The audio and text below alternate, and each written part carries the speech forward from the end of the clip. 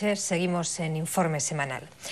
El personaje al que vamos a dedicar los próximos minutos del programa no necesita presentación. Santiago Carrillo es parte de la historia política de este país, aunque casi la mitad de su vida la haya pasado fuera, esperando volver. La semana que viene este veterano dirigente comunista cumplirá 90 años. Informe Semanal ha querido repasar con él los tiempos de la República, de la Guerra Civil, del exilio y de la transición, del siglo XX en definitiva.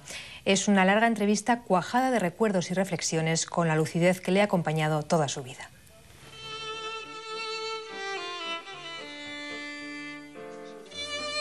El miércoles cumplirá 90 años y su memoria y sentido del humor permanecen intactos.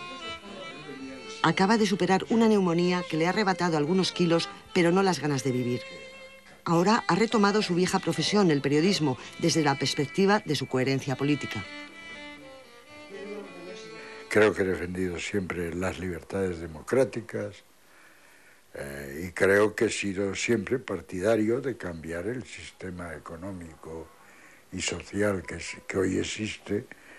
Sigo siendo tan partidario como lo era hace 60 años, ¿no? de cambiar ese sistema y de que ese sistema es injusto.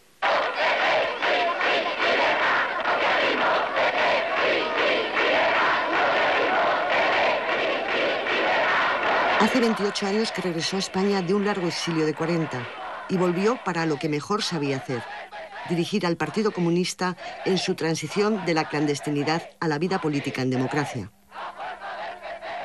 Santiago Carrillo recuerda sin sentimentalismo su militancia y su entrega de casi 70 años a la causa comunista.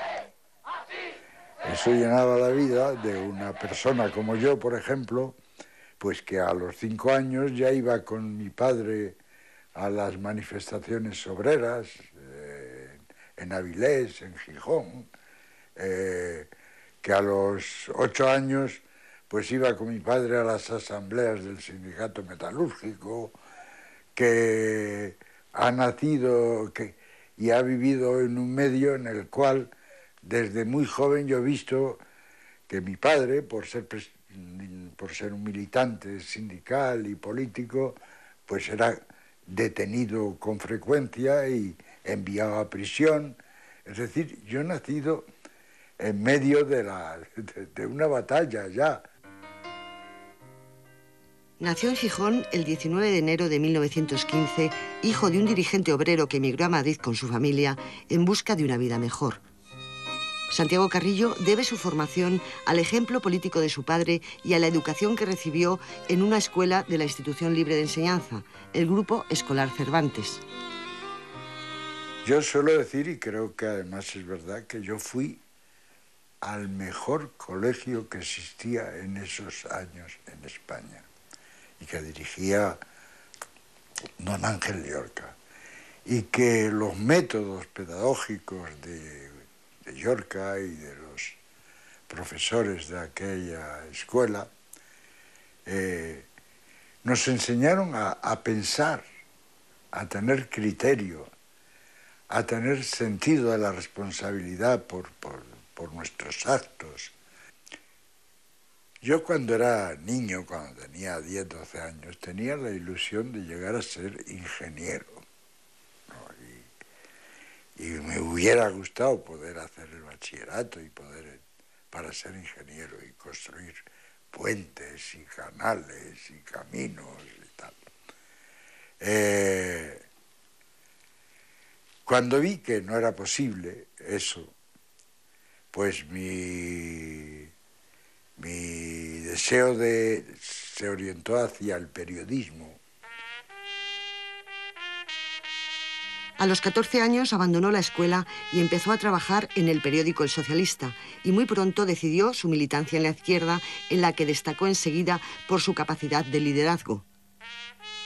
El 14 de abril de 1931, con 16 años, Carrillo celebraba la llegada de la República en el balcón de autoridades de la Casa del Reloj, en la Puerta del Sol. Y cuando estalló la guerra en 1936, fue líder indiscutible en la defensa de Madrid. Hay que organizar la resistencia hasta ponernos en condiciones de conseguir la victoria aplastando a Franco. La respuesta del pueblo español a la sublevación militar fue un fue una auténtica revolución popular. Una auténtica revolución popular que además impuso, de hecho, la realidad, porque es que en las zonas en las que se mantuvo la República, pues los grandes propietarios, los de tierras, empresas, desaparecieron, se fueron primero a Francia y después con Franco, ¿no? En febrero de 1939, Carrillo se encontraba en Cataluña cuando esta región cayó en manos del ejército de Franco y entonces organizó la salida de los soldados republicanos hacia Francia. No sabía que tardaría mucho tiempo en regresar a España. La batalla de Cataluña, la retirada de Cataluña, fue realmente uno de los periodos más dolorosos de mi vida de militante. Y al salir por aquella frontera, además coincidió con unos días hermosos de sol, que aprovechaba la aviación de Franco para machacarnos. Y Cataluña estaba preciosa, ¿no? Perder todos los días 10 kilómetros, que era la media de aquel territorio, era trágico.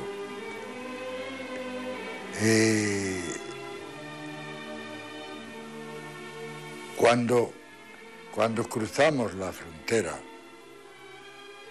pues lo que no pensábamos ninguno de los que cruzamos la frontera es que aquello iba a durar cerca de 40 años.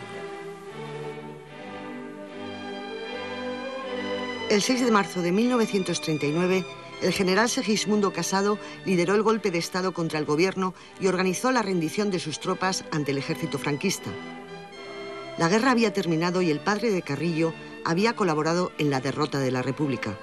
Entregar el golpe de Casado en Madrid hundió la resistencia republicana y dejó en las cárceles a muchos de mis camaradas.